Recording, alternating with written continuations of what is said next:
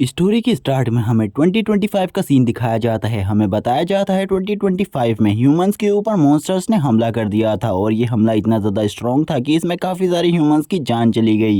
Army ने इस हमले को रोकने की पूरी कोशिश करी लेकिन वो भी कुछ नहीं कर पाई, बल्कि डीमंस ने काफ़ी सारे आर्म सोल्जर्स को भी मार डाला। ऐसे ही टाइम बीतता गया और टाइम आया 2030 का, जिस टाइम पर काफ़ी सारे साइंटिस्ट ने मिलकर एक न्यू मेडिसिन को तैयार कर लिया था, जिससे वो ह्यूमंस को इवॉल्व कर कर उनके जीन्स को और ज़्यादा स्ट्रॉन्ग बना सकते थे। इस मेडिसिन के थ्रू काफ़ी सारे ह्यूमन सोल्जर्स को तैयार किया गया जो कि काफ़ी ज़्यादा स्ट्रॉन्ग थे और वो उन डीमंस का सामना कर सकते थे। उन्होंने डीमंस का सामना किया और डीमंस को अर्थ से काफ़ी ज़्यादा दूर कर दिया, लेकिन डीमंस अभी भी अर्थ से काफ़ी ज़्यादा दूर नहीं थे। वो बार बार ह्यूमंस के ऊपर हमला करते रहते थे। इसी के बाद ही हमें हमारे मेन कैरेक्टर को दिखाया जाता है जिसका नाम जू होता है। जू यहाँ पर कहता है कि आज मैं भी अपने जीन टेस्ट को देने के लिए आया हुआ हूँ ताकि मेरे जो अवेकनिंग जीन है वो अवेक हो सके, लेकिन अवेकनिंग जीन में काफ़ी ज़्यादा प्रॉब्लम होती है। इसमें 1% चांस होते हैं कि तुम्हारी जो बॉडी है वो डिस्ट्रॉय हो सकती है और ये 1% चांस काफ़ी ज़्यादा होते हैं क्योंकि लोग इस टेस्ट के दौरान काफ़ी सारे लोग अपनी जान को गंवा देते हैं। इसीलिए मेरे को भी काफ़ी ज़्यादा डर लग रहा है। मेरे घर वालों ने मना किया था मुझे इस टेस्ट के लिए, लेकिन मैंने इसके लिए काफ़ी ज़्यादा तैयारी करी थी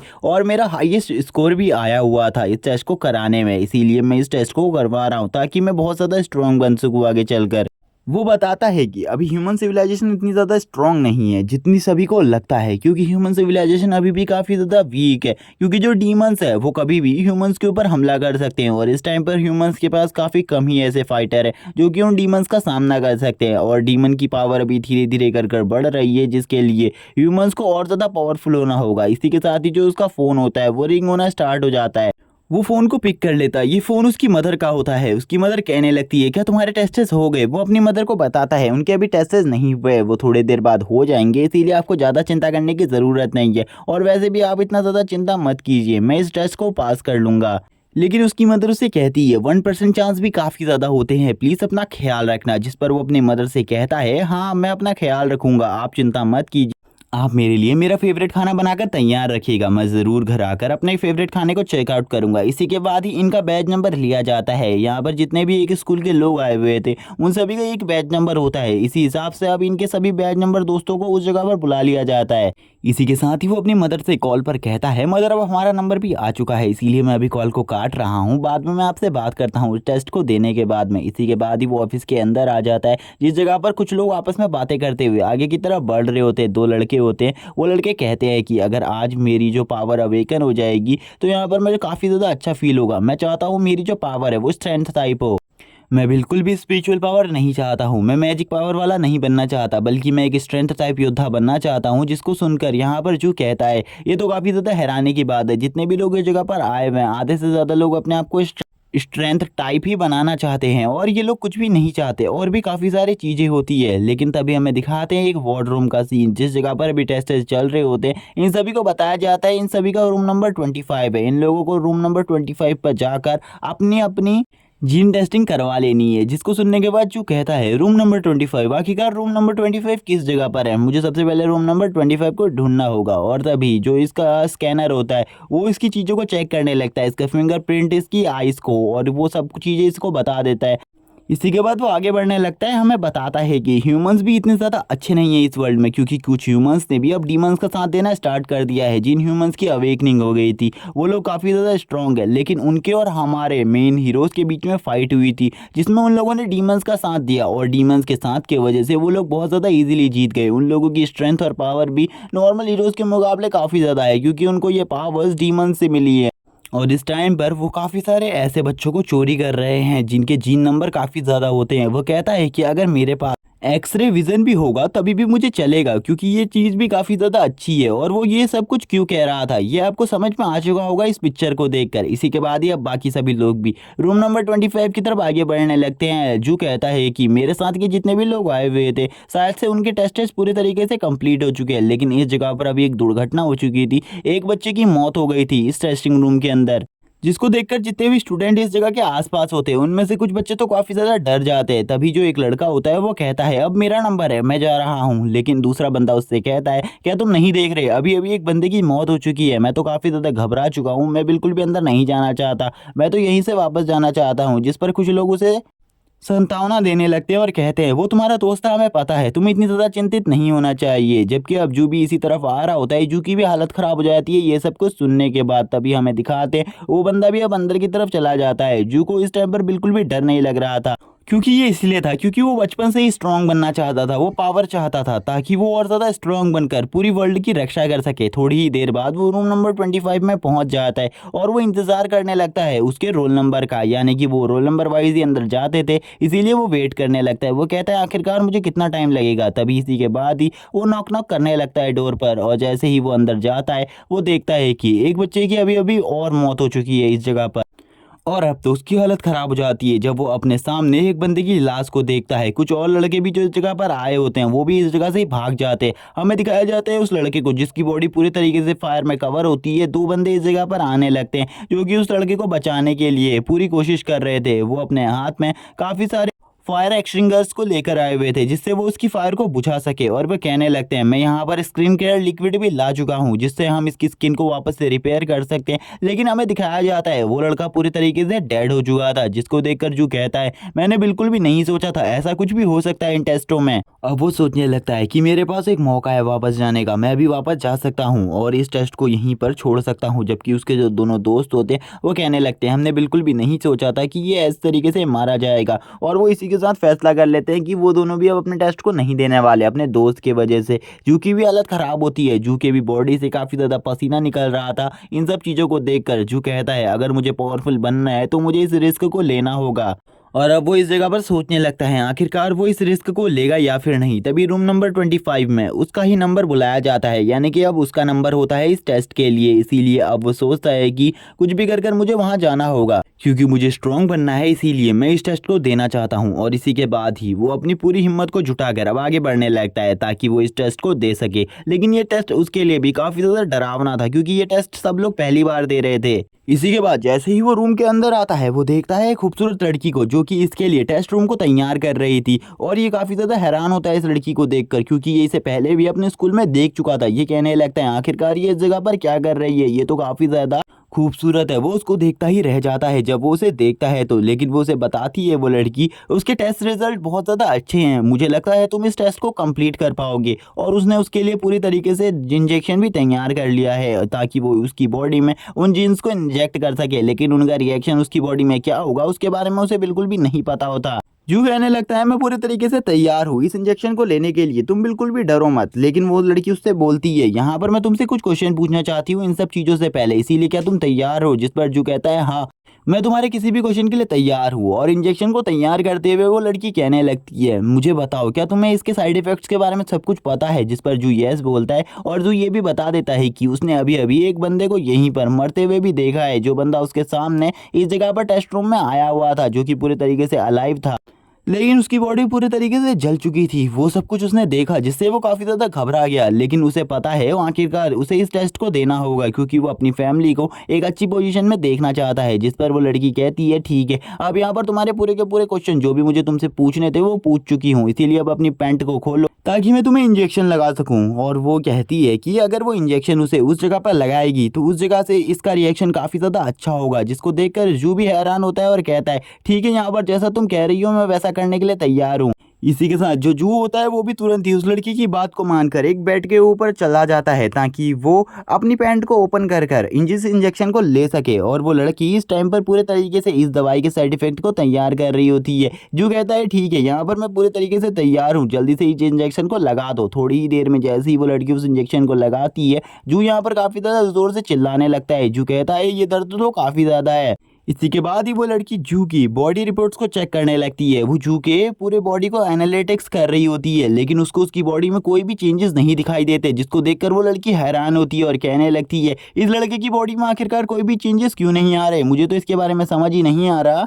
इसी के साथ ही वो लड़की जू से कहती है तुम्हें थोड़ा टाइम और इस जगह पर रुकना होगा। और ऐसे ही 5 मिनट हो जाते हैं और 10 मिनट भी बीत जाते हैं लेकिन जू की बॉडी में कोई भी चेंजेस नहीं होते। जू कहने लगता है क्या मैं बिल्कुल भी कोई हीरो बनने के लायक नहीं हूँ। और वो काफ़ी ज़्यादा परेशान हो जाता है और गुस्से में भी आ जाता है। लेकिन अब यहाँ पर उसे और ज़्यादा टाइम तक बैठाया जाता है क्योंकि उसकी बॉडी में कोई भी रिएक्शन नहीं आए थे, ना ही उसकी बॉडी डिस्ट्रॉय हुई थी और ना ही उसकी बॉडी में कोई जीन के ऐसे लक्षण सामने आए थे जिससे पता चल सके कि उसकी बॉडी में जीन अवेक हो चुके हैं। जिसको देखकर वो लेडी भी बोलने लगती है, ये चीज़ भी मैं पहली बार देख रही हूँ, आज से पहले यहाँ पर ऐसा कुछ भी नहीं हुआ है, लेकिन अब तुम्हें और ज़्यादा टाइम पर रुकना होगा, तब तक के लिए मैं यहाँ पर बाकी सारे और काम कर लेती हूँ, तुम इसी जगह पर बैठे रहो। इसी के बाद जो जू होता है वो उसी लड़की को देख रहा होता है, जिस पर वो लड़की उसके करीब आ जाती है और उससे कहती है, आखिरकार तुम क्या कर रहे हो। और यहाँ पर तभी जू उससे कहता है, मेरी बॉडी में कोई भी रिएक्शन नहीं हो रहा, 30 मिनट हो चुके हैं, क्या मुझे अब इस जगह से जाना चाहिए, क्योंकि मुझे ऐसा लगता है कि अब मैं एक नॉर्मल ह्यूमन ही रह जाऊंगा। लेकिन उसी टाइम पर उसके सर में काफ़ी ज़्यादा दर्द होने लगता है, वो कहने लगता है क्या मैं मरने वाला हूँ, और उसकी बॉडी में एक अलग ही टाइप का रिएक्शन स्टार्ट हो जाता है, जिसमें वो ज़ोर ज़ोर से चिल्ला रहा होता है कि मेरा सर फट जाएगा, और उसके सर में काफ़ी ज़्यादा ज़ोर से दर्द होने लगता है, उसे कुछ भी समझ में नहीं आ रहा होता। तभी थोड़ी ही देर में उसकी बॉडी के अंदर से भी काफ़ी ज़्यादा ग्लो निकलने लगता है, यानी कि उसकी बॉडी भी जलने जैसी लगती है। लेकिन वो लड़की यहाँ पर पूरी मदद कर रही होती है उसकी बचाने में उसको, जिसका नाम अब हमें बताया जाता है यूमिंग। और यहाँ पर यू काफ़ी ज़्यादा अच्छे तरीके से उसको ट्रीट करते हुए कहती है, तुम बिल्कुल भी चिंता मत करो, तुम्हें कुछ भी नहीं होगा। इसी के साथ ही हमें जू को दिखाया जाता है, जो जू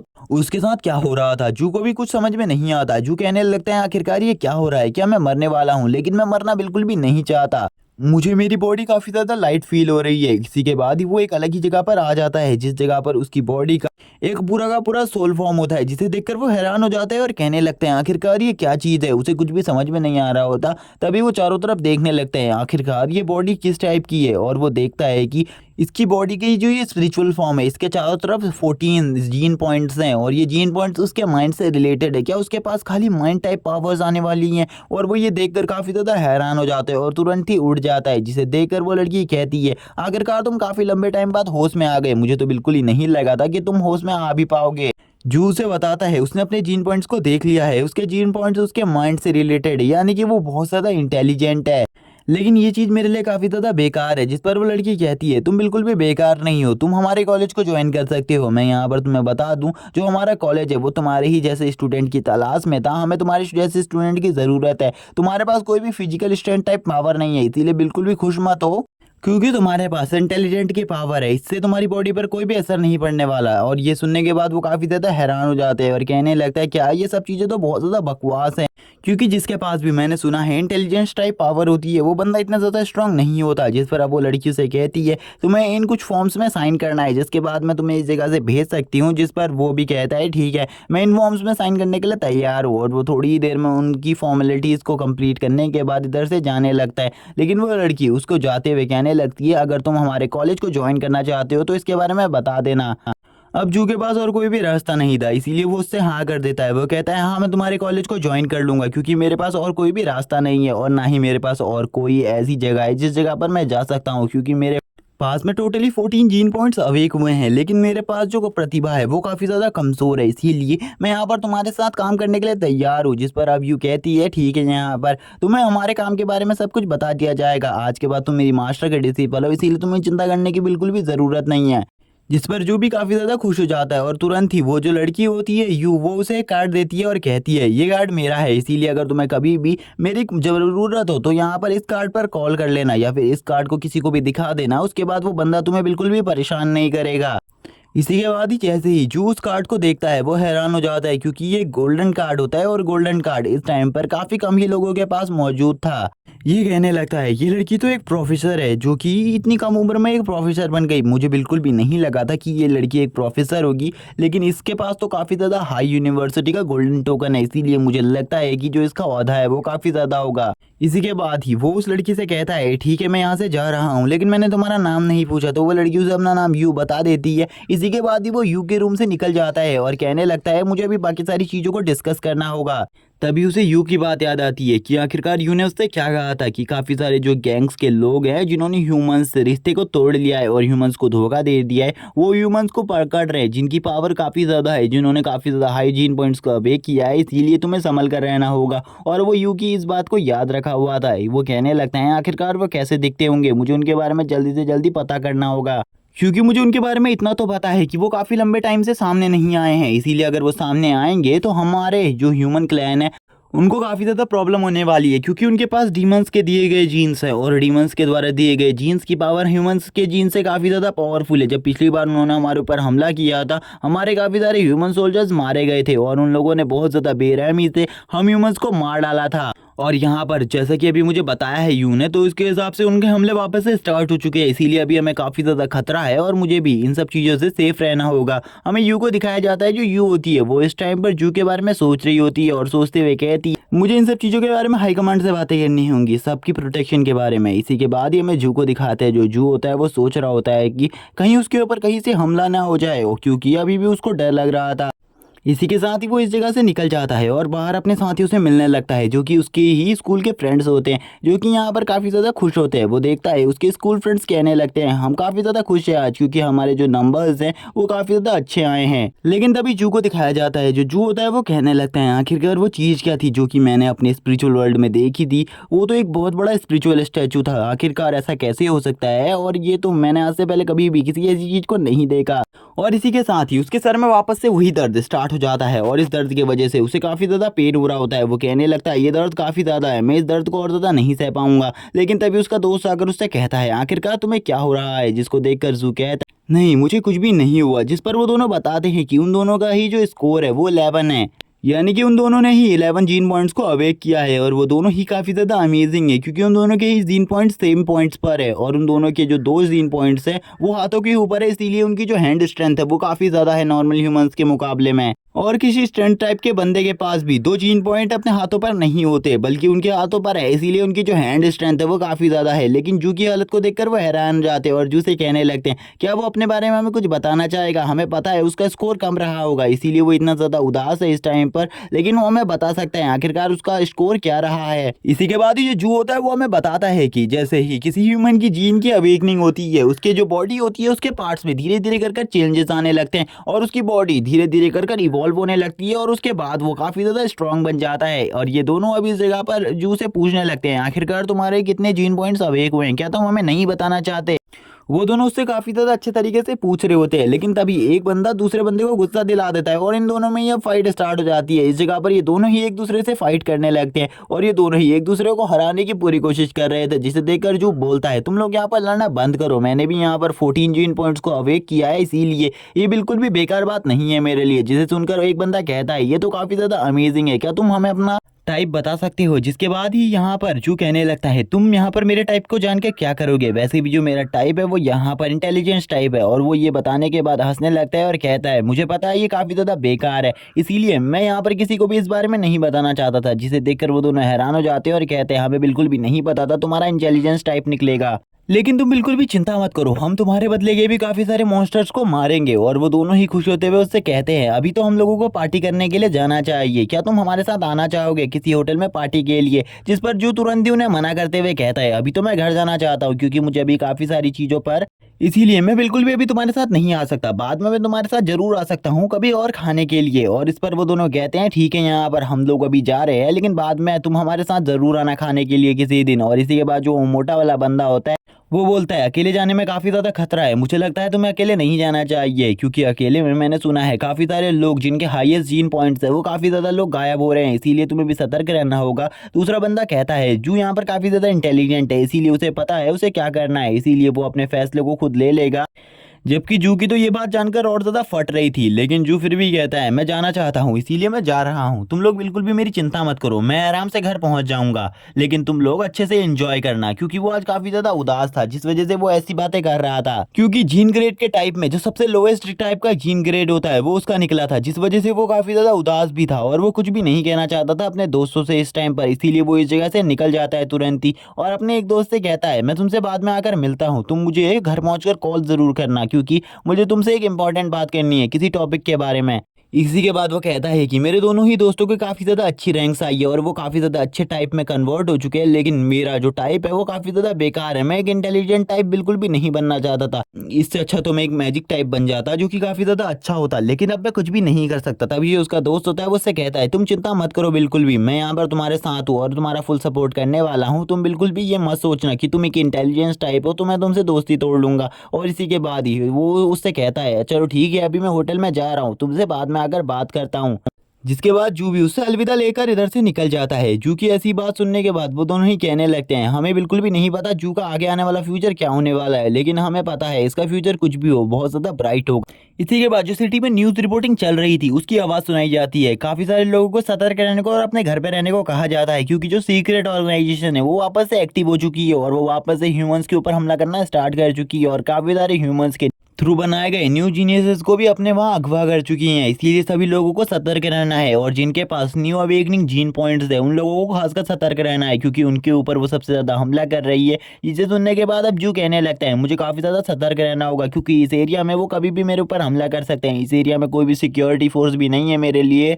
जब वो इन सब चीज़ों के बारे में ही सोच रहा होता है तभी उसके सर में वापस से दर्द होना स्टार्ट हो जाता है। वो कहता है आखिरकार ये दर्द तो काफ़ी ज़्यादा है, आखिरकार ये सब कुछ मुझे क्यों हो रहा है। उसे कुछ भी समझ में नहीं आ रहा होता इस बारे में, लेकिन उसी के साथ ही जो उसकी एक पावर होती है वो एक्टिवेट हो जाती है। अब वो चारों तरफ यहाँ पर देखने लगता है तो उसे चारों तरफ का एक होलोग्राम दिखाई दे रहा होता है, जिसके हिसाब से उसे कौन व्यक्ति किस तरीके की बात कर रहा है और किस जगह पर बैठा है वो सब कुछ दिखाई देने लगता है। वो कहता है आखिरकार ये क्या चीज़ है, क्योंकि वो सामने जो बना हुआ होटल था उसके अंदर भी सारी चीजें देख पा रहा होता है। वो सामने देखता है कि कोई किचन स्टाफ में कोई खाना बना रहा है। वो सारी चीजों को नोटिस करने के बाद सोचता है कि आखिरकार उसकी इस पावर की लिमिट कितनी ज्यादा है। तभी थोड़ी ही देर में उसके सर का दर्द और ज्यादा बढ़ जाता है और उसकी लिमिट थोड़ी और बढ़ने लगती है। लेकिन अब वो अपनी लिमिट को और ज़्यादा एक्सपेंड करने की कोशिश करता है। जैसे ही वो अपनी लिमिट को और ज़्यादा एक्सपेंड करने की कोशिश करता है तो उसके सर में और ज़्यादा दर्द होने लगता है, जिस वजह से अब वो इसकी और ज़्यादा पावर्स को यूज़ नहीं कर पाता। इसी के साथ ही अब वो यहाँ से जाने लगता है, क्योंकि उसने अपनी काफ़ी ज़्यादा एनर्जी का यूज़ कर दिया था, जिस वजह से अब उसकी बॉडी और ज़्यादा टाइम तक स्टेबल नहीं रह सकती थी, क्योंकि आज ही उसने अपने जीन टेस्ट को कंप्लीट किया था और उसके बाद वो पावर्स को भी यूज़ करने लग गया था। लेकिन जब वो आगे बढ़ रहा था तभी उसे पीछे से कोई पावरफुल ऑरा महसूस होता है जो कि काफ़ी ज़्यादा स्ट्रांग था, लेकिन वो इसके बारे में कुछ भी नहीं समझ पाता। उसे बस ऐसा लगता है कि कोई बंदा उसका पीछा कर रहा है पीछे से। इसी के साथ ही एक बंदे को दिखाया जाता है जो कि जू को ही नोटिस कर रहा होता है, लेकिन इसके बारे में हमें कुछ भी नहीं बताया जाता। थोड़ा सीन शिफ्ट आगे होता है और हमें दिखाते हैं कि अब जू के पीछे 3 बंदे पड़े हुए हैं और ये तीनों बंदे लगातार जू को फॉलो कर रहे हैं, जिनमें से जो एक बंदा है वो काफी ज्यादा तेजी से जू की तरफ आगे बढ़ रहा है। जू ने भी अब उस बंदे को नोटिस कर लिया है। जू कहने लगता है आखिरकार ये तीनों बंदे मेरा पीछा कब से कर रहे हैं, मुझे इसके बारे में नहीं पता, लेकिन ये सभी जब से मैं उस हॉस्पिटल से बाहर निकला हूं तब से ये लोग लगातार मेरा पीछा कर रहे हैं। आखिरकार ये कौन है।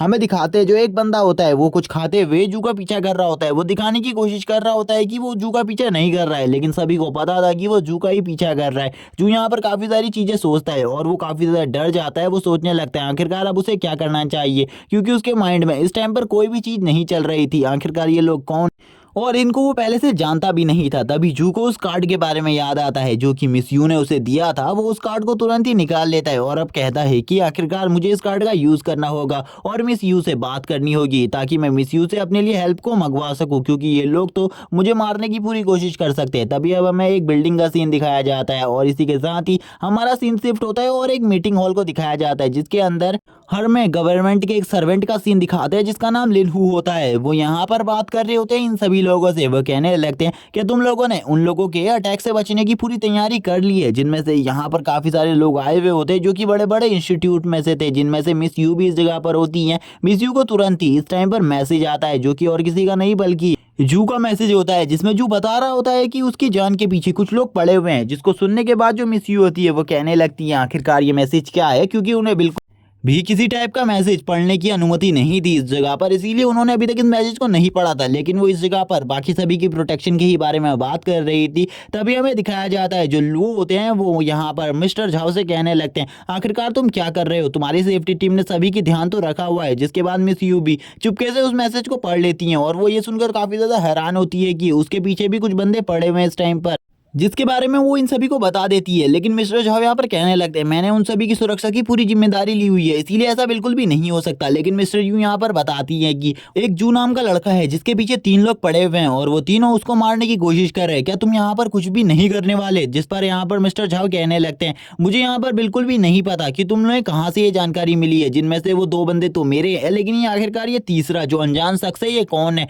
इसको मैंने बिल्कुल भी काम पर नहीं रखा है और ना ही मैं इसे जानता हूँ, लगता है ये उन्हीं ब्लैक गिल्ड वालों का मेंबर है। वो यहाँ पर अपने हायर ऑफिसर से पूछने लगते हैं आखिरकार हमें क्या करना चाहिए, जिस पर मिस यू कहने लगती हैं कि हमें उनके ऊपर हमला कर कर उन्हें अभी खत्म कर देना चाहिए, वरना वो बंदा अब काफ़ी सारे स्टूडेंट्स की जान ले सकता है और शायद से वो उन दोनों के ऊपर भी हमला कर कर उन्हें भी काफ़ी ज़्यादा बुरी तरीके से घायल कर सकता है। लेकिन यहाँ पर मिस्टर झाओ को इन सब चीज़ों की इन्फॉर्मेशन नहीं थी और ना ही उन्हें हायर ऑफिसर से इसकी परमिशन मिल रही थी कि वो अपने सोल्जर्स से कहें कि वो उनके ऊपर अटैक करे, जिस पर वो अब अपने जनरल से कहने लगते हैं क्या मुझे यहाँ पर कदम उठाना चाहिए। लेकिन जनरल यहाँ पर अब जू को एक चारा बनाने की बात करते हैं। जनरल कहते हैं हम यहाँ पर जू को एक चारा बनाएंगे, जिसके बाद हम उन सभी लोगों को पकड़ने की पूरी कोशिश करेंगे, जिस पर अब यू भड़क जाती है और कहने लगती है क्या तुम लोग यहाँ पर ऐसा बिल्कुल भी नहीं कर सकते, जू के साथ तुम ऐसा नहीं कर सकते क्योंकि वो हमारी एकेडमी का स्टूडेंट है, इसीलिए अगर तुमने ऐसा करने की कोशिश करी तो तुम्हारे ऊपर हमारी एकेडमी स्ट्रिक्ट एक्शन भी ले सकती है। तभी यहाँ पर एक बंदा जो होता है वो कहने लगता है तुम्हें यहाँ पर इतना ज़्यादा रूड नहीं होना चाहिए, क्योंकि अगर एक स्टूडेंट की हेल्प से हम काफ़ी सारे लोगों की जान बचा सकते हैं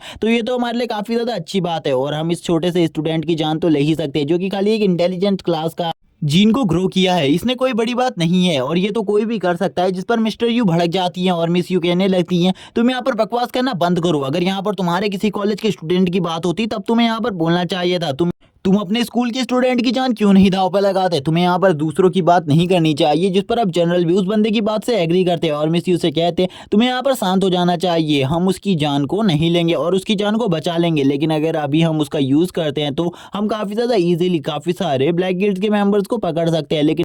लेकिन मिस यू यहाँ पर नहीं मानती और कहने लगती है तुम्हें यहाँ पर बकवास करना बंद कर देनी चाहिए, क्योंकि हम किसी भी स्टूडेंट को इस तरीके से चारा नहीं बना सकते और वैसे भी वो काफ़ी ज़्यादा मासूम है, उसके बारे में अभी हमें ज़्यादा चीज़ें भी नहीं पता है, इसीलिए तुम ऐसा नहीं कर सकते। जिस पर अब वो वापस से कहते हैं तुम यहाँ पर पहले शांत हो जाओ और उसके बाद मेरी बात को ध्यान से सुनो, मैं कह रहा हूँ ना हम उसकी जान को बचा लेंगे, तुम इतना ज़्यादा हाइपर मत हो। जिस पर अब मिस यू शांत हो जाती है और कहने लगती है सही में अगर तुम लोगों ने यहाँ पर कोई भी गड़बड़ कर दी तो मेरी मास्टर सही में काफ़ी ज़्यादा भड़क जाएंगी, जिसके बारे में तुम लोगों को नहीं पता है अभी। अगर मेरी मास्टर भड़क गई तो क्या होगा मुझे भी नहीं पता इसके बारे में, इसीलिए तुम लोगों को यहाँ पर अभी कोई भी गलत कदम नहीं उठाना चाहिए। मैं तो बस यही कहूँगी तुम लोगों से, क्योंकि अगर तुमने कोई भी गलत कदम उठाया उसके बाद तुम्हारे साथ क्या होगा इसके बारे में मुझे भी कुछ नहीं पता। तभी वो बंदा वापस से मिस यू के पास आता है और उसके कंधे में हाथ रखते हुए बोलता है तुमको ज़्यादा हाइपर नहीं होना चाहिए, वैसे भी वो एक नॉर्मल सा लड़का है, अगर तुम उसके लिए इतनी ज़्यादा टेंशन लोगी तो तुम्हारी मास्टर तुम्हारे ऊपर ध्यान कैसे देंगी, इसीलिए तुम बिल्कुल भी टेंशन मत लो। लेकिन तुरंत ही जो मिस यू होती है वो उसके हाथ को झटकते हुए कहने लगती है तुम्हें यहाँ पर किसने परमिशन दी मेरे कंधे के ऊपर हाथ लगाने की, दोबारा से अगर तुमने ऐसी हरकत करी तो मैं तुम्हारे हाथ को काट कर तुम्हारे हाथ में दे दूंगी। और यहाँ पर जनरल भी कहने लगते हैं तुम्हें उस लड़की से नहीं उलझना चाहिए, क्योंकि वो लड़की काफ़ी ज़्यादा पावरफुल मास्टर की स्टूडेंट है और अगर तुमने उसके साथ उलझने की कोशिश करी तुम्हारे साथ कुछ भी हो सकता है, इसीलिए शांत रहो और हमारे प्लान को पूरे तरीके से फॉलो करने की कोशिश करो। जिसके बाद अब यहाँ पर वो दोनों भी पूरे तरीके से इन सब चीज़ों को देखने लगते हैं। जो मिस यू होती है वो यहाँ पर रिप्लाई देने लगती है जू को और वो बता देती है कि उन तीनों में से दो बंदे तो हमारे ऑफिसर है, बल्कि जो एक बंदा है वो हमारा ऑफिसर बिल्कुल ही नहीं है, वो ब्लैक गिल्ड से बिलोंग करता है। और वो तुरंत ही इस मेल को सेंड कर देती है जू के फ़ोन में और जैसे ही जू इस मेल को देखता है जू काफ़ी ज़्यादा हैरान हो जाता है, क्योंकि ये मेल जैसे ही वो पढ़ता है उसे भी पता चल जाता है कि आखिरकार वो लोग कौन है और उनमें से कौन बंदा उसको मारना चाहता है। अब वो कहने लगता है मुझे कुछ भी कर अपने आप को सेफ रखना होगा, क्योंकि मुझे किसी भी ऑर्गेनाइजेशन के ऊपर बिल्कुल भी भरोसा नहीं है कि वो मुझे प्रोटेक्ट करेगी, इसीलिए मुझे अपनी प्रोटेक्शन खुद करनी होगी। और इसी के बाद ही वो अपनी प्रोटेक्शन की तैयारी करने लगता है और वो बाकी सारी चीज़ों को छोड़कर सबसे पहले एक कॉफ़ी शॉप के अंदर जाता है और कहने लगता है मैंने जो प्लान किया है मुझे उसी हिसाब से सारी चीज़ों का इंतजाम करना होगा, वरना मेरी जान बचने के चांसेस तो 0% हो जाएंगे, ये लोग तो मुझे ऐसे ही मरवा देंगे। और वो जैसे ही उस कॉफ़ी शॉप को देखता है कहता है इस कॉफ़ी शॉप के अंदर मुझे वो चीज़ें ज़रूर मिलनी चाहिए जिनकी मुझे ज़रूरत है। जैसे ही वो उस कॉफ़ी शॉप के अंदर आता है एक जो लेडी होती है वो उसे अटेंड करती है और अटेंड करने के बाद उससे कहती है क्या मैं आपकी कोई मदद कर सकती हूँ, और तभी जूस से कहने लगते हैं हाँ तुम मेरी मदद कर सकती हो, मुझे जो चीज़ें चाहिए वो चीज़ें मुझे ला कर दे दो, मुझे एक कॉफ़ी ला कर दो जो कि काफ़ी ज़्यादा गर्म होनी चाहिए, पूरे बॉइल्ड वाटर से कवर, और ये कॉफ़ी काफ़ी ज़्यादा गर्म होनी चाहिए, ये इतनी ज़्यादा बॉइल्ड होनी चाहिए कि अगर मैं इसे किसी के ऊपर फेंक दूँ तो उसका चेहरा भी जल जाए। और थोड़ी ही देर में वो कॉफ़ी रेडी हो जाती है और वो लड़की उसे वो कॉफ़ी लाकर दे देती है, लेकिन ये सही में कॉफ़ी काफ़ी ज़्यादा गर्म होती है, जिसे देखकर जो कहने लगता है सही में ये चीज़ मेरे लिए काफ़ी ज़्यादा काम आने वाली है आगे चलकर, क्योंकि मैं इसे बिल्कुल भी पीने के लिए नहीं लिया है। मुझे ऐसा लगता है कि उनमें से जो बंदा मेरे को मारना चाहता है वो मेरे ऊपर हमला करेगा, इसीलिए मैं उसके ऊपर तुरंत ही हमला कर पाऊँगा इस चीज़ से। अब इस जगह पर जैसे ही वो बंदा जू को अकेला पाता है तो कहने लगता है ये मेरे पास सबसे अच्छा मौका है इस बंदे को पकड़ने का, इसीलिए मुझे इसके ऊपर हमला करना चाहिए। जू को भी पता चल गया था कि वो बंदा अब तुरंत ही उसके ऊपर हमला करने वाला है, इसीलिए जू भी अपनी स्पीड को बढ़ा लेता है और एक झटके से पीछे मुड़कर उसके ऊपर हमला करता है अपनी कॉफ़ी के साथ। और जैसे ही वो अपनी कॉफ़ी के साथ उसके ऊपर हमला करता है तो उसका जो मुंह होता है वो काफ़ी ज़्यादा बुरे तरीके से जल जाता है उस कॉफ़ी की वजह से, जिसमें जू भाग जाता है उस जगह से। लेकिन वो बंदा भी अब लगातार जू का पीछा करने लगता है। वो कहता है तुम्हें क्या लगता है तुम भागकर इधर से जा सकते हो, तुम्हारे भागने के चांसेस बहुत ज़्यादा कम है। उस बंदे का एक्सपीरियंस जू से काफ़ी ज़्यादा होता है और वैसे भी वो एक ई रैंक का पावरफुल जीन मास्टर होता है, इसी वजह से वो जू को काफ़ी ज़्यादा आसानी से उठाकर एक दीवार पे पटक देता है, जिसके बाद जू की हालत काफ़ी ज़्यादा ख़राब हो जाती है और जू की बॉडी शेक करने लगती है। तभी जो जू होता है वो चिल्लाकर सभी को इस जगह पर बता देता है कि ये जो बंदा है ये ब्लैक गिल्ड से बिलोंग करता है और ये इस जगह पर सभी लोगों को मारने के लिए आया हुआ है। जैसे ही जितने भी लोग इस जगह पर होते हैं उन लोगों की नज़र इस बंदे के ऊपर पड़ती है और जैसे ही वो इस बंदे के बारे में जानते हैं तो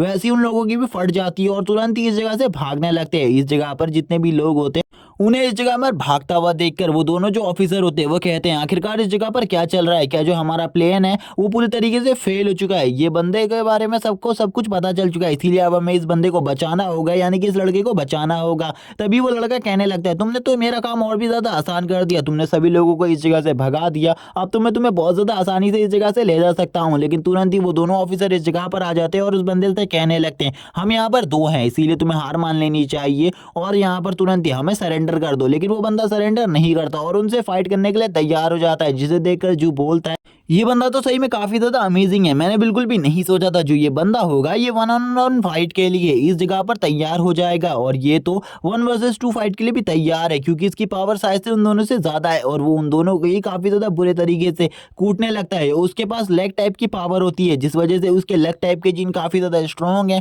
और वो उन दोनों को अपनी लेग पावर के साथ बहुत ज़्यादा बुरे तरीके से घायल कर रहा होता है। तभी जो जू का माइंड होता है वो वापस से काफ़ी ज़्यादा दर्द करने लगता है। जू कहने लगता है आखिरकार ये चीज़ क्या है जो कि मुझे इतना ज़्यादा दर्द दे रही है, मुझे बिल्कुल भी समझ में नहीं आ रहा है इसके बारे में। जू का सर का दर्द धीरे धीरे कर कर और ज़्यादा बढ़ने लगता है। थोड़ी देर में जो जू होता है उसकी आंखें तुरंत ही बंद हो जाती हैं और जू कहने लगता है मुझे बिल्कुल भी समझ में नहीं आ रहा आखिरकार मेरे साथ क्या हो रहा है, और वो तुरंत ही उसी जगह पर वापस पहुंच जाता है जिस जगह पर वो पहले पहुंचा हुआ था, यानी कि अपने उसी स्टैचू के सामने जो कि उसके सामने खड़ा होता है। उसके पीछे काफ़ी सारे जीन पॉइंट्स होते हैं जो कि उसके 14 माइंड जीन पॉइंट्स थे, जिनको देखकर वो कहने लगता है ये तो मेरे अवेकनिंग जो मेरे अवेक हो चुके हैं वही 14 जीन पॉइंट्स है, मुझे इसके बारे में कुछ भी समझ में नहीं आ रहा। आखिरकार मेरी बॉडी में काफ़ी सारे जो खाली स्थान है उनका मुझे क्या करना है और मेरी बॉडी में काफ़ी ज़्यादा एनर्जी है, ये स्पिरिचुअल बॉडी क्या चाहती है आखिरकार मुझसे, मुझे इसके बारे में कुछ भी नहीं समझ में आ रहा। तभी वो कहता है कहीं मेरी जो स्पिरिचुअल बॉडी है उसमें मैं किसी भी जीन को कभी भी एक्टिवेट तो नहीं कर सकता, क्योंकि मेरी बॉडी के अंदर काफ़ी ज़्यादा एनर्जी है। अगर मैं सारी की सारी एनर्जी को अपनी बॉडी में एक ही जीन पॉइंट की तरफ लेकर जाऊं तो शायद से मेरा एक और न्यू जीन पॉइंट अवेक हो जाए। इसी के बाद ही वो अपनी हाथ की पावर को मिलाकर सारी की सारी जो एनर्जी होती है उसको उस स्पिरिचुअल बॉडी के एक ही हाथ पर ले जाने की कोशिश करता है और वो इसके लिए अपनी काफ़ी ज़्यादा पावर का यूज़ कर रहा होता है, जिसमें उसके हार्ट में भी काफ़ी ज़्यादा दर्द होने लगता है। तभी जो वो स्पिरिचुअल बॉडी होती है उसके एक ही हाथ के अंदर काफ़ी ज़्यादा एनर्जी आ रही होती है, जिससे जू के जो हाथ होता है उसकी पावर भी धीरे धीरे कर कर बढ़ने लगती है। जू कहता है आखिरकार मेरे हाथ में अब काफ़ी ज़्यादा पेन होने लगा है, ये दर्द काफ़ी ज़्यादा है, मैं इसको ज़्यादा टाइम तक होल्ड नहीं कर पाऊंगा। मुझे लगता है जो ये स्पिरिचुअल बॉडी है इसे जल्दी से जल्दी अपने इस न्यू जीन पॉइंट को अनलॉक कर लेना चाहिए। थोड़ी ही देर बाद का सीन दिखाया जाता है जिसमें उस बॉडी ने अपने उस जीन पॉइंट को पूरे तरीके से अवेक कर लिया था और इसी के बाद ही जो जू होता है हमें बाहर का सीन दिखाता है, जिस जगह पर अब वो जो बंदा था वो उन दोनों को काफ़ी ज़्यादा बुरे तरीके से पीट रहा होता है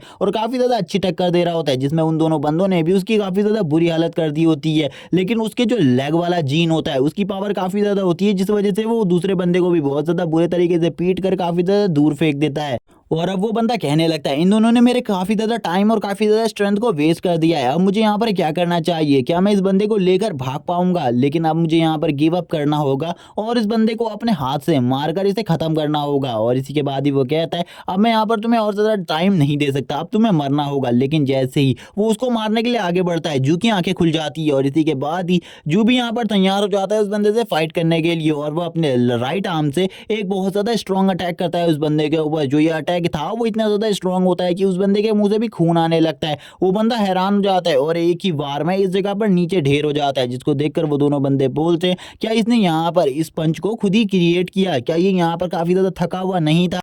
जिस पर वो दूसरा बंदा बोलता है ये काफ़ी ज़्यादा थका हुआ था जिस वजह से एक ही बार में गिर गया, वरना ऐसा बिल्कुल भी नहीं हो सकता। अब वो दोनों बंदे ही उस बंदे के पास चले जाते हैं जो कि एक ई रैंक का मास्टर होता है और उस बंदे के हाथ को पकड़ लेते हैं और कहने लगते हैं अगर अब तुमने कोई भी हलचल करी तो यहाँ पर तुम्हारे साथ काफ़ी ज़्यादा बुरा हो सकता है। अब इस जगह पर मिस्टर यू को काफ़ी ज़्यादा चिंता हो रही थी। मिस यू कहने लगती हैं मुझे काफ़ी ज़्यादा चिंता हो रही है उसकी, कहीं उसको कुछ हो तो नहीं गया होगा। इसी के बाद ही यहाँ पर एक बंदे को दिखाया जाता है जो कि फ़ोन में इसी मिशन के बारे में बातें कर रहा होता है और उसे सारी की सारी बातें पता चल जाती है, जिसे सुनने के बाद वो हैरान होता है क्योंकि उसे पता चल गया था कि अब मिशन पूरे तरीके से फेल हो चुका है। लेकिन जिस बंदे को उन्हें पकड़ना था वो बंदा पकड़ा जा चुका है और वो अपने सीनियर ऑफिसर को भी इस बारे में बताता है, जिसे सुनने के बाद सीनियर ऑफिसर काफ़ी ज़्यादा खुश हो जाता है। हम देखते हैं जो मिस यू होती है वो कहने लगती है क्या वो लड़का पूरे तरीके से सेफ है, जिस पर वो बताते हैं कि हाँ वो लड़के को कुछ भी नहीं हुआ है, बल्कि उस लड़के ने एक बहुत ज़्यादा स्ट्रॉन्ग अटैक किया उस बंदे के ऊपर, जिससे वो बंदा काफ़ी ज़्यादा बुरे तरीके से घायल हो गया था। अब जनरल यहाँ पर भड़क जाते हैं और भड़कते हुए कहने लगते हैं आखिरकार ऐसा कैसे हो सकता है, सभी लोगों को इन सब चीज़ों के बारे में कैसे पता चल गया, ऐसा बिल्कुल भी नहीं होना चाहिए था। वो मिस यू से कहने लगते कहीं तुमने उस लड़के को बता तो नहीं दिया था कि वो बंदा जो है उसके पीछे पड़ा हुआ है वो ब्लैक गिल्ड से बिलोंग करता है। जिस पर अब वो झाओ यहाँ पर बोलने लगता है मुझे ऐसा लगता है कि यहाँ पर मिस यू ने ही उस बंदे को बताया होगा क्योंकि वही एक है जो कि इस अटैक के बारे में जानती थी और उन्होंने ही बाहर एक मैसेज किया है और कोई भी नहीं है जिसके हिसाब से उस बंदे को पता चला होगा। अब यहाँ पर जो जनरल होता है वो कहने लगता है मिस यू क्या मैं यहाँ पर तुम्हारा फ़ोन चेक कर सकता हूँ, क्या तुम मुझे अपने मैसेजेस को दिखा सकती हो, क्योंकि यहाँ पर ये प्लान बहुत ज़्यादा बुरे तरीके से फेल हो गया इसीलिए मैं तुम्हारे फ़ोन को चेक करना चाहता हूँ। जबकि तो दूसरी तरफ मिस यू होती है वो उसके किसी भी बात का रिप्लाई नहीं देती।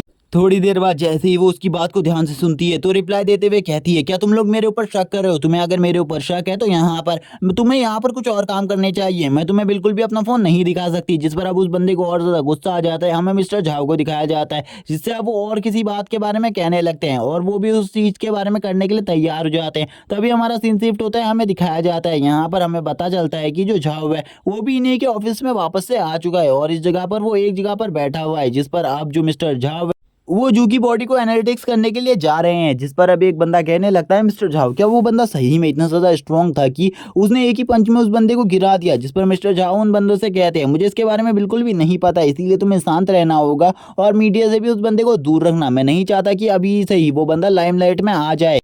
और वो अब झाओ के रूम के काफ़ी ज़्यादा करीब पहुंच जाते हैं, जिस जगह पर पहुंचने के बाद वो कहने लगते हैं क्या झाओ अंदर ही है। जिस पर वो दोनों ऑफिसर उसे बताते हैं हम तो उसे इसी जगह पर लेकर आए थे, उसने हमें से खाने की डिमांड करी थी और हमने उसके लिए काफ़ी सारा खाना लेकर आ गए थे ताकि वो खाकर अपनी भूख को पूरे तरीके से शांत कर सके।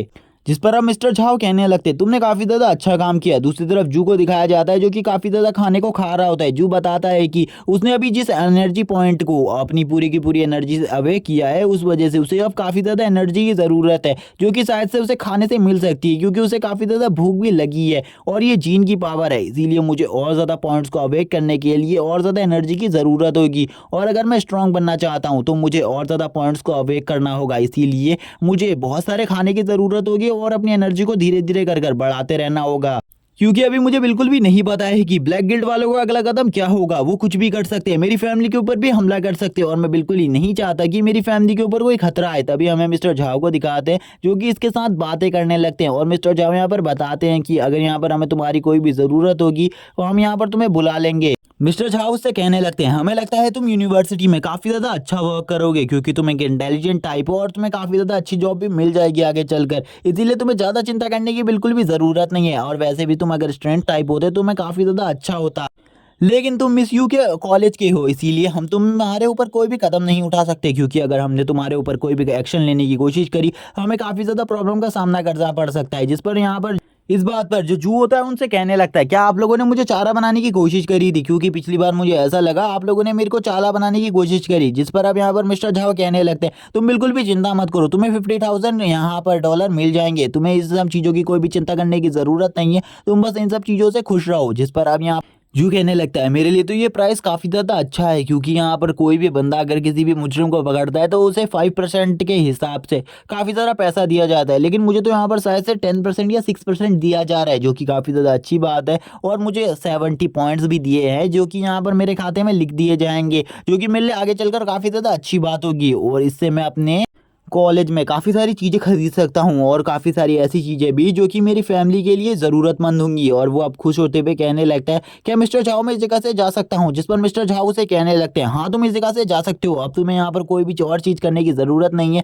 बस हमारा एक मेंबर तुम्हारे पास एक फ़ाइल को लेकर आएगा, उसमें थोड़े बहुत सिग्नेचर और फॉर्मेलिटी को फिल कर देना और उसके बाद तुम इस जगह से ईज़िली जा सकते हो। तुम्हें और कोई भी काम की ज़रूरत हो तो तुम मुझसे बात कर सकते हो, और अगर तुम्हारे लिए हमारे पास कोई भी काम होगा हम तुम्हें बता देंगे, बिल्कुल भी चिंता मत करो। और वैसे भी तुम्हें एकेडमी में जाना है, कुछ ही टाइम बाद तुम्हें एकेडमी में भी जाना है, इसीलिए अपने एकेडमी में जाने की तैयारी भी कर लो। तुम्हें बिल्कुल भी ज़्यादा टाइम नहीं दिया जाएगा एकेडमी के लिए, इसीलिए मैं चाहता हूँ कि तुम जल्दी से अपनी तैयारी को पूरा तरीके से फुलफिल कर लो, क्योंकि हमारी सिटी के जितने भी स्टूडेंट हैं उन सभी को एक ही दिन में इस जगह से ले जाया जा रहा है, क्योंकि ब्लैक जो गिल्ड है उनकी तादाद अब काफ़ी ज़्यादा बढ़ने लगी है। वो कभी भी हमारे इन स्टूडेंट्स के ऊपर हमला कर सकते हैं, इसीलिए अगर ये लोग एक बार एकेडमी में पहुंच गए तो हमें ज़्यादा चिंता करने की ज़रूरत नहीं है। इसी के बाद उसे एक फ़ोन कॉल आती है जो कि मिस यू की होती है। मिस यू उससे पूछने लगती है, क्या तुम पूरे तरीके से ठीक हो? जिस पर वो मिस यू को कहने लगता है, हाँ मैं पूरी तरीके से ठीक हूँ। मैंने उनमें से एक बंदे को काफ़ी ज़्यादा बुरे तरीके से जख्मी कर दिया था, जिस वजह से मुझे काफ़ी ज़्यादा अच्छी रकम भी मिली है इस जगह। मुझे टोटली $50,000 मिले हैं, जो कि मेरे लिए काफ़ी ज़्यादा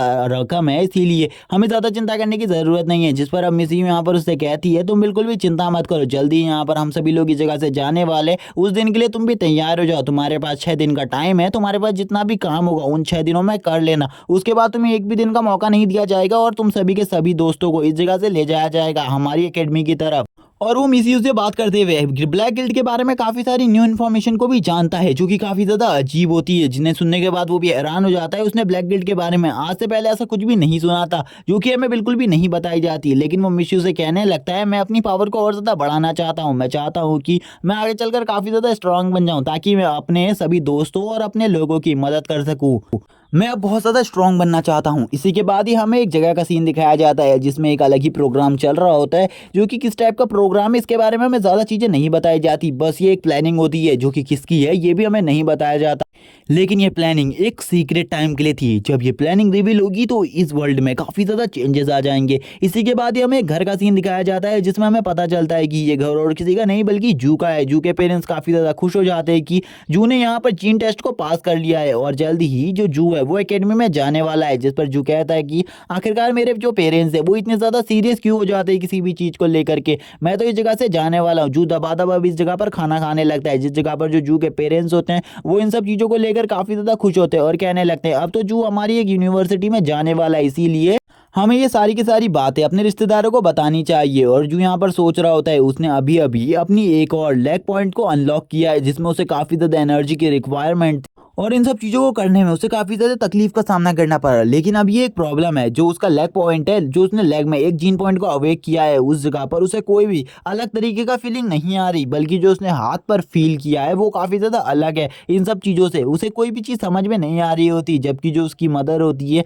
वो अलग ही काफ़ी सारे काम कर रही होती है। वो पिक्चर खींचकर अपने रिश्तेदारों को इस चीज़ के बारे में भेज रही होती है कि यहाँ पर जो जू है उसने इस जीन पॉइंट टेस्ट को कंप्लीट कर लिया है और पास होकर अब वो एकेडमी में जाने वाला है। जिस जगह पर अब जू कहने लगता है अपनी मदर से, मदर हम लोगों को सीरियस हो जाना चाहिए, क्योंकि मैं एकेडमी में जाने वाला हूँ, उस जगह पर मेरे लिए काफ़ी ज़्यादा खतरे हो सकते हैं। जिस पर उसके फादर उससे कहते हैं, मैं तुमसे बस एक ही बात कहना चाहता हूँ, अगर तुम्हारे ऊपर कोई खतरा हो तो तुम्हें उस खतरे से उलझने की बिल्कुल भी कोई ज़रूरत नहीं है, तुम वापस आ सकते हो, क्योंकि हम यहाँ पर बिल्कुल भी नहीं चाहते कि तुम एक जीन मास्टर बनो, क्योंकि हम लोग बस तुम्हें सलामत देखना चाहते हैं, सही सलामत। इसीलिए तुम्हें बिल्कुल भी चिंता करने की ज़रूरत नहीं है, हमने तुम्हारे लिए सारी की सारी चीज़ों की व्यवस्था कर दी है। और थोड़ी ही देर में वो उसके लिए काफ़ी सारी मेडिसिन को लेकर आ जाते हैं, जो कि एनर्जी रिक्वायरमेंट की मेडिसिन होती हैं। और इस मेडिसिन के बारे में हमें बताया जाता है, ये एक सी रैंक की मेडिसिन है, जो कि काफ़ी कम ही लोगों को अवेलेबल होती है, और इसको खरीदने के लिए काफ़ी ज़्यादा पैसे की रिक्वायरमेंट होती है। सभी लोग इस मेडिसिन को नहीं खरीद सकते। लेकिन जो यहाँ पर सोच रहा होता है आखिरकार उसके फादर ने कैसे इस मेडिसिन को परचेस किया होगा, क्योंकि इस मेडिसिन को परचेस करना नॉर्मल लोगों के बस की बात नहीं है। नॉर्मल लोग इसकी एक डोज को भी परचेस नहीं कर सकते।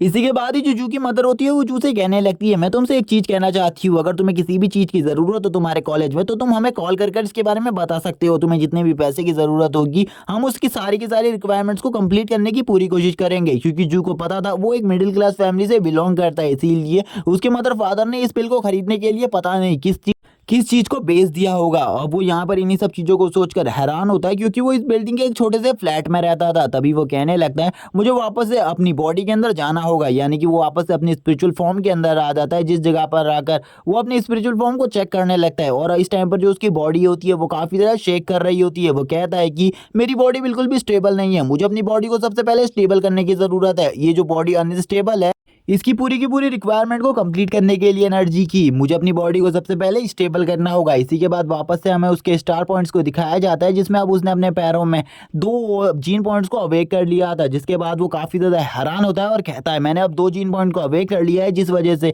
अब मेरी जो पैर हैं उनकी फीलिंग्स काफ़ी ज़्यादा अलग है। मुझे मेरे पैरों में कुछ अजीब सी चीज़ फील हो रही है कि ये अब काफ़ी ज़्यादा फास्ट हो चुके हैं। मुझे एक बार इन सब चीज़ों को चेक भी करना है, लेकिन मैं थोड़ी ही देर में इस सब चीज़ों को चेक करूँगा क्योंकि इस टाइम पर वो काफ़ी ज़्यादा थक गया था। और वो काफ़ी सारी चीज़ों को कहने लगता है। वो कहता है कि जो मेरी बॉडी की एनर्जी है मुझे इसे जल्दी जल्दी रिकवर कर कर अपनी पावर को और ज़्यादा बढ़ाना होगा। थोड़ी देर बाद जब उसकी बॉडी पूरे तरीके से स्टेबल हो जाती है तो वो अपनी पावर्स का यूज़ करने लगता है। वो अपनी न्यू पावर्स का यूज़ करता है तो वो काफ़ी ज़्यादा ज़ोर से अपने घर के बाहर गिर जाता है और काफ़ी सारी चीज़ों को डिस्ट्रॉय भी कर देता है। और ये देखकर वो कहने लगता है मुझे तो काफ़ी ज़्यादा घबराहट हो रही है, अब मेरे घर वाले मुझे क्या कहेंगे। थोड़ी देर में उसके मदर एंड फादर इस जगह पर आ जाते हैं और कहने लगते हैं आखिरकार तुमने क्या किया। जैसे ही वो इस जगह पर आते हैं वो काफ़ी ज़्यादा शॉक हो जाते हैं। वो जैसे ही इस जगह पर अपने बेटे की बहुत ज़्यादा बढ़िया फिजिक को देखते हैं तो वो काफ़ी ज़्यादा हैरान होते हुए कहने लगते हैं आखिरकार तुमने कब से जिम जाना स्टार्ट कर दिया, क्योंकि तुम्हारी तो काफ़ी ज़्यादा अच्छी बॉडी बन गई है। क्या ये उस जीन टेस्ट के वजह से हुआ है। जिसको देखकर जू भी हैरान होता है और कहने लगता है जीन टेस्ट देने के बाद तो मेरी बॉडी काफ़ी ज़्यादा अच्छी तरीके से बाहर आ गई है और इसको देखकर तो मैं भी हैरान हूँ। आखिरकार मैंने कब इतने जल्दी इतनी अच्छी बॉडी को ग्रो कर लिया और ये तो मेरे साथ काफ़ी ज़्यादा अच्छा हुआ। अब इसके बाद उसके मदर और फादर इस जगह से चले जाते हैं तो वो कार्ड के ऊपर कोई टेस्टिंग करने लगता है। वो एक केन के ऊपर एक कार्ड से अटैक करता है जिससे कोई ज़्यादा असर नहीं होता। थोड़ी देर बाद हमें दिखाया जाता है उसने काफ़ी सारे स्ट्राइक्स को अभी तक यूज़ किया था, लेकिन उसने अभी तक एक भी निशाना सही जगह पर नहीं लगाया था। अब वो सोचने लगते हैं आखिरकार वो इन सब चीज़ों को किस तरीके से करेगा। उसे कुछ भी समझ में नहीं आ रहा था। तभी वो कॉर्न लेकर बैठ जाता है और कॉर्न को खाने लगता है। अब थोड़ी देर में वो एक भरे हुए केन को ले आता है जिसके अंदर अभी अभी पेप्सी की फुल ड्रिंक भरी हुई थी और वो तुरंत ही उसके ऊपर एक कॉर्न से अटैक करता है। और ये अटैक इतना ज़्यादा स्ट्रांग होता है कि जो वो केन होता है उसके आर पार हो जाता है वो कॉर्न। और यहाँ पर ये देखकर जू भी हैरान हो जाता है और कहने लगता है इस टाइप के अटैक तो काफ़ी ज़्यादा अमेजिंग है। अगर मैं इस टाइप के अटैक करूंगा तो कोई भी मेरे को नहीं रोक पाएगा, क्योंकि इस टाइप में तो मैं किसी भी स्टोन से भी एक जगह पर अटैक कर सकता हूँ बैठकर। अब उसने थोड़ी बहुत चीज़ें इंतज़ाम कर लिया था, यानी कि थोड़ी बहुत चीज़ों का इंतज़ाम कर लिया था अपनी प्रैक्टिस के लिए। इसी के बाद ही वो दिन आ जाता है जिस दिन ये सभी लोग इस जगह से जा रहे थे। सारी की सारी जो मिलिट्री फोर्स होती है इस जगह पर आ जाती है और काफ़ी सारे जो बच्चे होते हैं वो अपनी सिटी को छोड़कर जा रहे होते हैं, जिस पर जू के पेरेंट्स भी जू को छोड़ने के लिए आए हुए थे। वो काफ़ी ज़्यादा उदास थे इस दिन पर। जू के पेरेंट्स जू से कहने लगते हैं तुम बिल्कुल भी चिंता मत करो, उस जगह पर ख्याल रखना अपना। तभी जू का एक दोस्त इस जगह पर आ जाता है जिसका नाम मिंग है। मिंग यहाँ पर कहता है कि अंकल आंटी आपको चिंता करने की बिल्कुल भी ज़रूरत नहीं है, ये हरदम मेरे साथ रहेगा, मैं इसकी प्रोटेक्शन की जिम्मेदारी लेता हूँ। मिंग इस जगह पर जू से कहने लगता है क्या तुमने यहाँ पर पूरी की पूरी तैयारी कर ली है। तो वो उससे पूछता है हमारा एक और दोस्त था वो कहाँ गया। लेकिन यहाँ पर जू को बिल्कुल भी इसके बारे में नहीं पता होता, जबकि मिंग उसे बताने लगता है तुम्हें उसके बारे में नहीं पता, शायद से मैं बताता हूँ तुम्हें उसके बारे में। उसने आर्मी फोर्सेस को ज्वाइन कर लिया है और वो बिल्कुल भी एक जीन योद्धा नहीं बनना चाहता, क्योंकि काफ़ी सारे जीन योद्धा के गायब होने की खबर आई है, जिस वजह से वो अब इन सब चीज़ों को छोड़ दिया है। उसका जो किसी कॉलेज का एडमिशन फॉर्म था उसने उसको भी फाड़ दिया, क्योंकि वो काफ़ी ज़्यादा डर गया था। वो बिल्कुल भी अगवा नहीं होना चाहता था, इसीलिए उसने आर्मी फोर्सेस में ज्वाइन कर लिया है और अब वो एक काफ़ी ज़्यादा हाई रैंक का सोल्जर भी बन चुका है एक जीन योद्धा होने की वजह से। इसीलिए हमें उसके बारे में ज़्यादा चिंता करने की ज़रूरत नहीं है। जू कहता है अगर उसे उस जगह पर कुछ हो गया तो, लेकिन तभी यहाँ पर वो उसे बताता है वो एक जीन योद्धा है, जिस वजह से उसे कुछ होना बहुत ज़्यादा मुश्किल की बात है। वो काफ़ी सारे सोल्जर्स को काफ़ी ज़्यादा ईजिली अटेंड कर सकता है, इसीलिए तुम्हें चिंता करने की कुछ भी ज़रूरत नहीं है। हमें दिखाया जाता है काफ़ी सारे प्लेन्स को जो कि फ्लाइट के लिए रेडी होते हैं। इसी के बाद ही अब यहाँ पर जू भी चला जाता है इस जगह से, जिसमें उसके पेरेंट्स उसे कहने लगते हैं यहाँ पर हमने तुम्हें जिस टाइप की भी नॉलेज दी है तुम हमेशा उसे याद रखना। इसी के बाद ही अब हमें फ्लाइट के अंदर का सीन दिखाया जाता है, जिस जगह पर काफ़ी सारी लड़कियाँ होती है और काफ़ी सारे लड़के होते हैं। इस जगह पर वैसे लड़कों को ज़्यादा दिखाया गया है।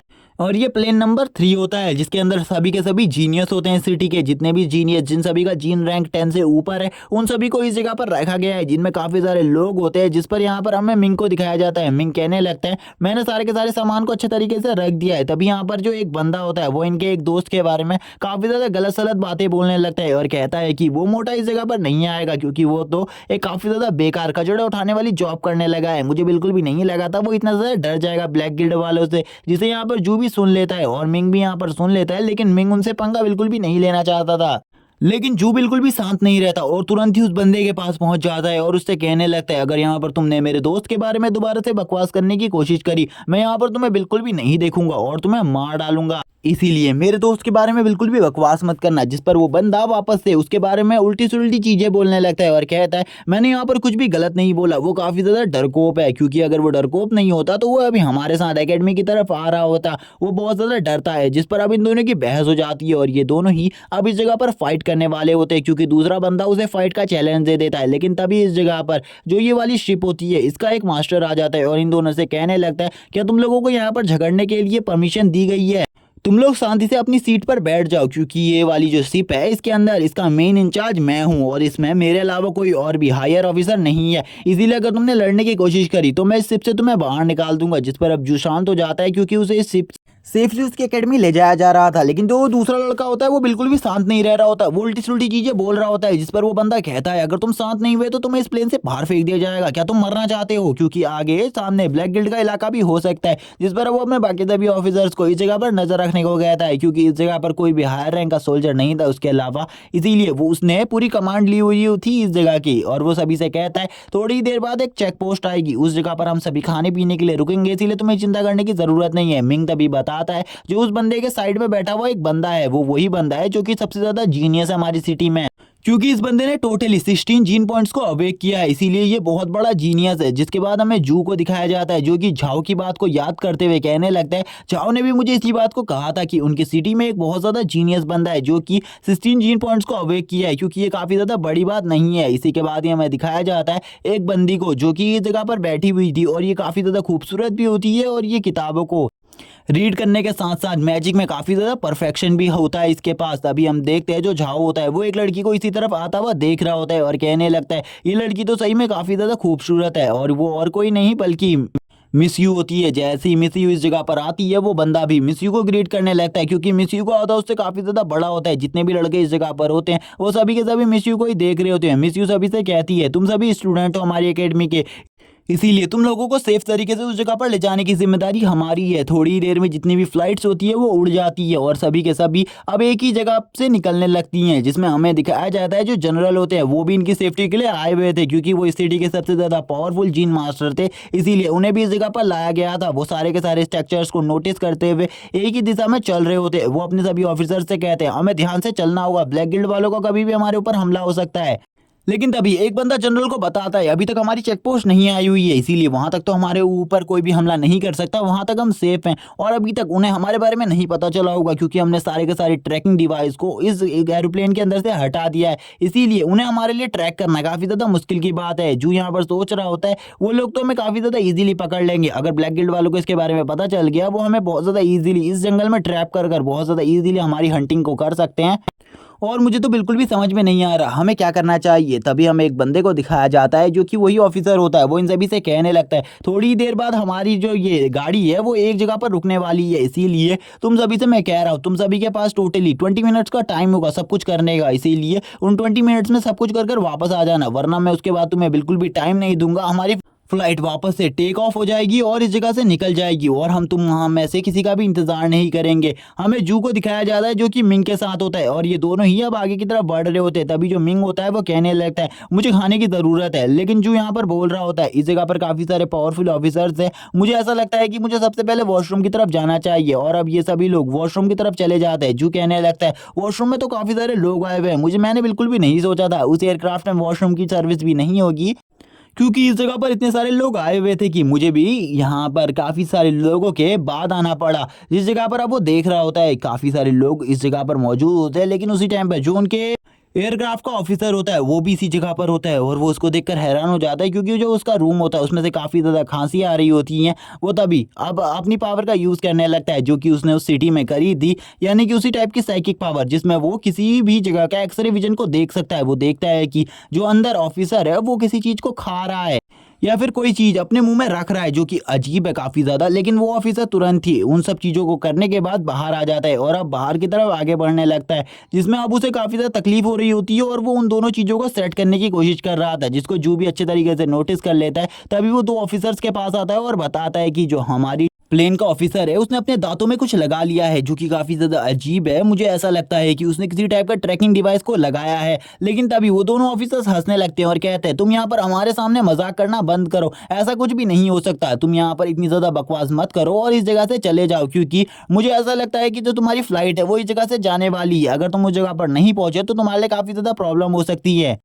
तभी हमें जू को दिखाया जाता है। जो जू होता है अब वो तेजी से अपनी फ्लाइट की तरफ भागने लगता है, जिस पर अब वो दोनों ही उसकी बात करते हुए कहते हैं ये बंदा सही में काफ़ी ज़्यादा मजाकिया था, इसने तो काफ़ी ज़्यादा अच्छे तरीके से हमें इंटरटेन किया, हम मुझे बिल्कुल भी नहीं लगा था ये कुछ इस तरीके की बातें करेगा। हमारी चेक पोस्ट में ऐसी कोई भी गड़बड़ नहीं हो सकती, इस बच्चे को शायद से कुछ गलत चीज़ लगी होगी। वो तुरंत ही उस ऑफिसर की तरफ भागने लगता है। वो ऑफिसर कहने लगता है हम यहाँ पर तुम्हारी वजह से काफ़ी लंबे टाइम से रुके हुए हैं, तुम्हें यहाँ पर शर्म नहीं आ रही, तुम्हें इस जगह पर जल्दी आना चाहिए था। जू तभी ऑफिसर से कहता है कि तुमने जो चीज़ खानी थी वो पूरे तरीके से खा ली। लेकिन वो ऑफिसर उसकी बात को नहीं समझता और उससे कहने लगता है आखिरकार तुम किस बारे में बात कर रहे हो। जू उससे कहता है मैं यहाँ पर खाने के बारे में बात कर रहा था, क्या उसने खाने को अच्छे तरीके से चबा लिया है। और अब जू तुरंत ही इस जगह से इस बात को कहकर निकल जाता है, क्योंकि वो इस ऑफिसर के साथ और कोई भी बहस नहीं करना चाहता था, क्योंकि वो इस ऑफिसर को रंगे हाथों पकड़ना चाहता था। वो आगे की तरफ बढ़ने लगता है और कहता है मुझे बिल्कुल भी समझ में नहीं आ रहा, मुझे आखिरकार क्या करना चाहिए, मुझे किस क्योंकि ये जो बंदा है इसके जो जीन पॉइंट्स है वो भी काफ़ी ज़्यादा पावरफुल होंगे और ये ज़रूर एक डी रैंक का मास्टर तो होगा ही होगा, इसीलिए मैं इससे बिल्कुल भी नहीं उलझ सकता, मुझे इससे ज़्यादा स्ट्रांग बनने को ढूंढना होगा। इसी के बाद ये हमें वापस से इन एयरक्राफ्ट को दिखाया जाता है जो कि तेजी से आगे बढ़ने लगती हैं। ये सारी की सारी गाड़ियाँ अब तेजी से आगे बढ़ रही होती हैं। यहाँ पर अब जो सोच रहा होता है उसे उस ऑफिसर को कुछ भी कर कर पकड़ना होगा, क्योंकि उसके मुंह में उसने कुछ ना कुछ लगाते हुए तो देखा ही था। वो कोई ना कोई टाइप के दांत थे जिनसे वो इजीली कांटेक्ट कर सकता है बाहर किसी से ही, शायद से ये किसी ब्लैक गिल्ड का मेंबर है। जू यहाँ पर सोच रहा होता है क्या सामने जो उसके दोनों ऑफिसर बैठे हुए क्या उसे उनसे बात करनी चाहिए, लेकिन वो समझ जाता है ये तो लो रैंक के ऑफिसर है, ये उसकी बात को नहीं सुनने वाले, इसीलिए उसे किसी हाई रैंक के ऑफिसर से मिलना होगा। तभी वो आगे बढ़ने लगता है अपने ही कंपार्टमेंट में और जैसे ही वो अपने कंपार्टमेंट में आगे जाता है उसे आगे और कोई नहीं यू मिलती है। वो यू से कहता है क्या मिस यू, मैं आपके साइड में बैठ सकता हूँ, जिस पर यू एग्री करती है और उसे कहती है तुम यहाँ पर बैठ सकते हो, तुम्हें कोई भी प्रॉब्लम नहीं होगी। और वो उसे पूछती है आखिरकार उसे कोई प्रॉब्लम तो नहीं है। जू यहाँ पर सबसे पहले उस ऑफिसर की तरफ देखता है और फिर कहता है मैं आपको इसके बारे में विस्तार से बताऊंगा। जितने भी लड़के इस जगह पर होते हैं वो कहने लगते हैं ये तो यहाँ पर यू के बगल में बैठ रहा है, आखिरकार ऐसा कैसे हो सकता है, यू ने उसे अपने बगल में कैसे बैठने दिया। अब वो यू को यहाँ पर सारी की सारी इन्फॉर्मेशन देने लगता है। वो यहाँ पर बोल नहीं सकता था इस इन्फॉर्मेशन को, इसीलिए वो सारे के सारे मैसेजेस को टाइप करके यू को पढ़ा देता है। यू यहाँ पर उसको पढ़कर हैरान हो जाती है और कहती है क्या सही में यहाँ पर तुमने उस ऑफिसर को ये सब कुछ करते हुए देखा। और वो तुरंत ही उस ऑफिसर को आगे बुलाती है और कहती है मुझे तुमसे काम है, तुरंत ही आ गया। और वो जैसे ही ऑफिसर वो आगे आता है वो अपनी पावर्स का यूज़ करने लगती हैं। पहली बार हमें इस जगह पर यू की पावर को दिखाया जाता है जो कि काफ़ी ज़्यादा अमेजिंग होती है। वो अपने एक ही हाथ से उस बंदे को उठाकर पटक देती हैं और वो कहने लगती हैं आखिरकार हमें बताओ तुम उस जगह पर क्या कर रहे थे। वो दोनों के दोनों जो सोल्जर्स होते हैं वो तुरंत ही यू की तरफ गन को पॉइंट कर देते हैं, लेकिन जैसे ही यू उन दोनों की तरफ देखती है उन दोनों की फट के हाथ में आ जाती है और वो दोनों के दोनों बंदे यहाँ पर कांपने लगते हैं। तभी जो यू होती है वो उस बंदे के दोनों हाथों को पकड़ लेती है और उससे कहती है जल्दी से अपने मुंह को चेक कराओ, क्योंकि मुझे तुम्हारे मुंह को चेक करना है, आखिरकार तुम्हारे मुंह में क्या था। तभी जो जू होता है वो कहने लगता है उन दोनों चीज़ों को मैं आपको बाहर निकाल कर दिखाता हूँ। और थोड़ी ही देर में वो उन दोनों चीज़ों को बाहर निकाल लेता है और यू को दिखाता है और कहता है मैंने इन्हीं दोनों चीज़ों को देखा था, क्या ये किसी टाइप का ट्रैकिंग डिवाइस है। इसको देखकर यू बताने लगती है कि ये किसी टाइप का ट्रैकिंग डिवाइस नहीं है, बल्कि ये हमारी लोकेशन को ट्रैक कर रहा है और इसके वजह से यहाँ पर ब्लैक गिल्ड का कोई भी मेंबर कभी भी पहुंच सकता है, इसीलिए मुझे इसके बारे में जनरल को बताना होगा। और वो इसे देखकर हैरान होती है और इस बंदे से कहती है कि आखिरकार तुमने ये क्यों किया। जिसके बाद ये बंदा बताता है कि मैं यहाँ पर ब्लैक गिल्ड से बिलोंग करता हूँ और मैंने यहाँ पर तुम्हारी लोकेशन को कब का लीक कर दिया, इसीलिए अब तुम यहाँ पर बिल्कुल भी नहीं बच सकते और ना ही कोई टीम तुम्हारे पास आ सकती है तुम्हारी मदद करने के लिए, क्योंकि मैंने तुम्हारे के सारे नेटवर्क सिग्नल्स को जैम कर दिया है। जिसके बारे में इस जगह पर कमांडर को भी पता चल जाता है और एक ऑफिसर कमांडर को आकर सारी की सारी बात बताने लगता है। तभी जो कमांडर होता है वो कहने लगता है जो मिस यू वाला क्राफ्ट है उसका पीछा करो, हमें उसी का फॉलो करना होगा और किसी भी चीज़ को फॉलो मत करो क्योंकि मुझे बहुत ज़्यादा अजीब लग रहा है। सारे के सारे क्राफ्ट से कहो कि वो उन्हीं का पीछा करे और उन्हीं के पीछे पीछे चले।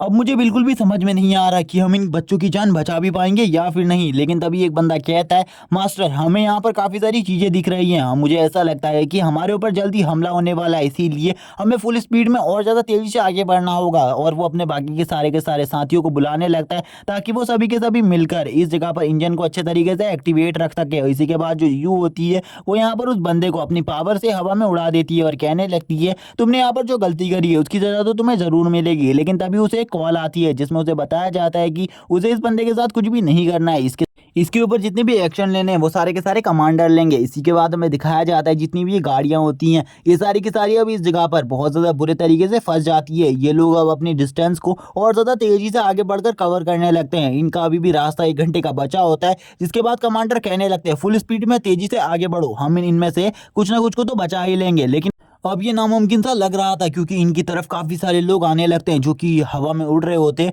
और तभी थोड़ी ही देर में इनके ऊपर एक हमला हो जाता है जो कि पर्पल कलर की एनर्जी वेव्स होती है जो कि इनके ऊपर लगातार हमला कर रही होती है। जिसको देखकर कमांडर कहने लगते हैं आखिरकार किन लोगों ने हमारे ऊपर हमला किया है, क्या इसके बारे में कोई सटीक जानकारी मिली है। जिस पर सारे के सारे कमांडिंग ऑफिसर कहने लगते हैं हमारे ऊपर ब्लैक गिल्ड वालों ने हमला कर दिया है और इनके अटैक्स काफ़ी ज़्यादा पावरफुल है और ये बहुत ज़्यादा ईजिली हमारे ऊपर निशाना लगा पा रहे हैं।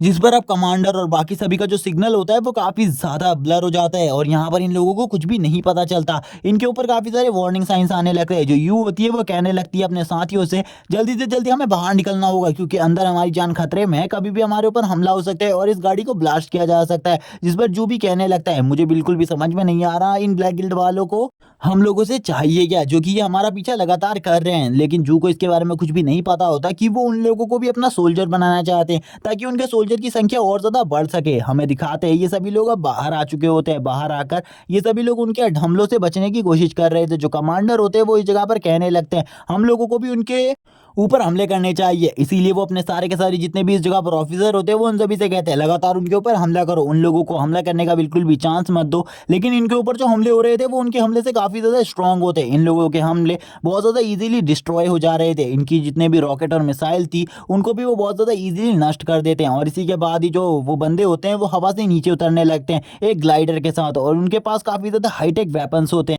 जितने भी गवर्नमेंट ऑफिसर होते हैं वो सभी के सभी यहाँ पर गोलियां चलाने लगते हैं। बच्चे भी यहाँ पर मदद कर रहे होते हैं इन गवर्नमेंट ऑफिसर्स की। लेकिन ऐसा बिल्कुल भी नहीं लग रहा था कि ये लोग ज़्यादा टाइम तक उन बंदों के सामने टिक पाएंगे क्योंकि उन बंदों के पास काफ़ी ज़्यादा हाईटेक हथियार थे। जो भी उनको देखकर कहने लगता है उन लोगों की संख्या भी ज़्यादा है और उन लोगों के पास काफ़ी ज़्यादा ऐसे ऐसे पावरफुल लोग हैं जिनका सामना हमारे बंदे बिल्कुल भी नहीं कर सकते। उनकी तरफ से एक बी रैंक का जीन योद्धा भी आया हुआ है जो कि अगर अभी तक अपनी पावर का यूज़ नहीं किया है, अगर उसने अपनी पावर का यूज़ किया तो वो काफ़ी सारे सोल्जर्स को बहुत ज़्यादा इजीली मार देगा। हमें दिखाया जाता है उस तरफ से और भी काफ़ी सारे लोग बढ़ने लगते हैं। इन लोगों को पता चल जाता है अब इस जगह पर डीमंस भी आने वाले हैं क्योंकि इन लोगों ने डीमंस के साथ एक सौदा किया हुआ है। जिस जगह पर ये हम लोगों के ऊपर हमला करेंगे उस जगह पर डीमंस भी आ ही जाएंगे, थोड़ी देर में डीमंस भी आने वाले। अब जो जनरल होते हैं वो कहने लगते हैं हमें जल्दी से इस जगह से निकलना होगा क्योंकि वो जो बी रैंक का जीन मास्टर है उसने भी अपनी पावर का यूज करना स्टार्ट कर दिया है। जनरल को भी इस बारे में पता चल जाता है। जनरल अपने कुछ सोल्जर्स को बचा पाता है लेकिन बाकी के सारे सोल्जर्स मारे जाते हैं इस हमले में, जिसको देखकर जितने भी बच्चे होते हैं वो काफी ज्यादा डर जाते हैं। तभी यू भी यहाँ पर जू के पास आ जाती है और उससे कहने लगती है तुम्हें बिल्कुल भी डरने की जरूरत नहीं है, तुम्हारी प्रोटेक्शन के लिए इस जगह पर मैं हूँ, तुम्हें कुछ भी नहीं होगा। जू यहाँ पर कहने लगता है कि मुझे यहाँ पर अपनी चिंता बिल्कुल भी नहीं है। लेकिन बाकी सारे लोग काफी ज्यादा बुरे तरीके से मारे जा रहे हैं। जिस पर यहाँ पर यू उसे बताती है कि जो वो बी रैंक का जीन मास्टर है उसकी पावर काफ़ी ज़्यादा है, उसका सामना इस टाइम पर अभी कोई भी नहीं कर सकता। हमें दिखाया जाता है वो लोग काफ़ी ज़्यादा दूर होते हैं, उनके पीछे काफ़ी ज़्यादा घना जंगल होता है जिसमें उनके और भी काफ़ी सारे सोल्जर्स छिपे हुए थे। जिस पर हमें दिखाया जाता है खाली ये 2 ही, लेकिन इसके साथ ही इस जगह पर इनकी काफ़ी बड़ी आर्मी आई हुई है। ये दोनों रिवील कर देते हैं और बोलते हैं हम तुम सभी को मार डालेंगे। अगर इसके आगे के एपिसोड देखना चाहते हो कमेंट में नेक्स्ट पार्ट लिख देना, इस वीडियो को शेयर कर देना, चैनल को सब्सक्राइब कर देना। Okay bye guys.